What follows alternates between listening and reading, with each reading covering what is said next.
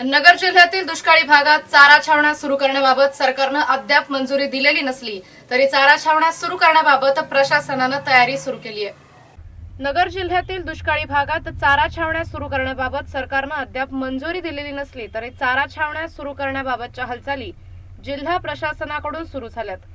जिल्ह्यातील दुष्काळी परिस्थितीची माहिती तहसीलदारांकडून मागवण्यात आली आहे।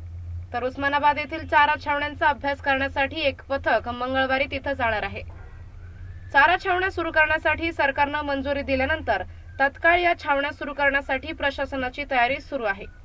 शनिवारी झालेल्या जिल्ह्यातील टंचाई बैठकीत येत्या 8 दिवसांमध्ये चारा छावण्यांबाबत निर्णय घेतला जाईल असं पालकमंत्री तथा गृहराज्यमंत्री प्राध्यापक राम शिंदे यांनी जाहीर केलं।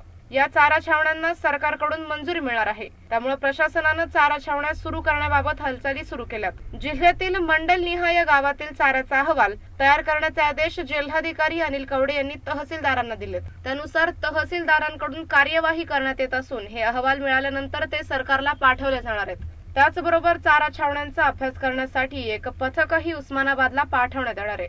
उपजिल्हाधिकारी दर्जाचे 4 अधिकारी या पथकांमध्ये आहेत। हे पथक मंगळवारी उस्मानाबाद जिल्ह्यातील चारा छावण्यांचा अभ्यास करणार आहे। त्या ठिकाणी किती जनावरे आहेत, चारा कसा वाटप केला जातो अशा छावण्यांमधील कार्यपद्धतीचा अभ्यास करणार आहेत। जिल्ह्यातील नगर, पाथर्डी, कर्जत, जामखेड, पारनेर आणि शेवगाव हे दुष्काळी तालुके आहेत। या तालुक्यांची परिस्थितीही दुष्काळी मराठवाड्यातील जिल्ह्याप्रमाणेच आहे, त्यामुळे या ठिकाणी चारा छावण्या सुरू करण्याबाबत मागण्या होऊ लागल्यात। कर्जत, जामखेड, पाथर्डी आणि नगर हे तालुके मराठवाड्याला लागून आहेत।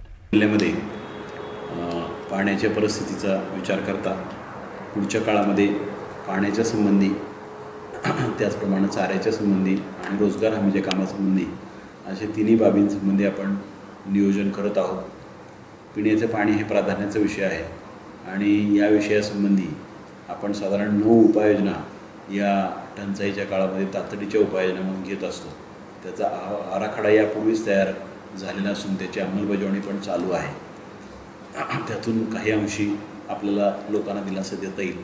त्याचप्रमाणे ज्या ज्या ठिकाणी तातडीची उपाययोजना म्हणून पाण्याची व्यवस्था करायची आहे असे विचार करून आपण 355 टँकर जिल्ह्यामध्ये आतापर्यंत मंजूर केलेले आहेत। या मंजूर टँकरच्या माध्यमातून 100% आपल्याला अपेक्षित पाणी पुरवठा व्हावा, त्या ठिकाणी पाण्याचा योग्य साठा असावा आणि त्या अनुषंगाने आपण ग्रामपंचायतींना पण निर्देश दिलेले आहेत की एखाद्या मध्यवर्ती ठिकाणी सिंटेक्ससारखी पिण्यासाठी पाण्याची टाकी ठेवावी, ज्याच्यामध्ये टँकरने पाणी ओतलं जाईल, त्याच्यावर TCL किंवा अन्य प्रकारची ट्रीटमेंट केली जाईल आणि हे पाणी कायमस्वरूपी उपलब्ध राहील।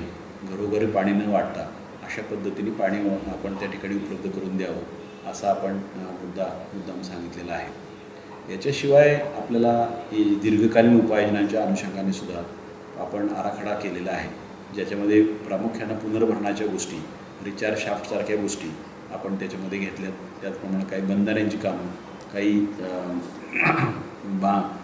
गाळ काढणे, खोलीकरणाची कामं अशी सुद्धा कामं त्यामध्ये घेतली।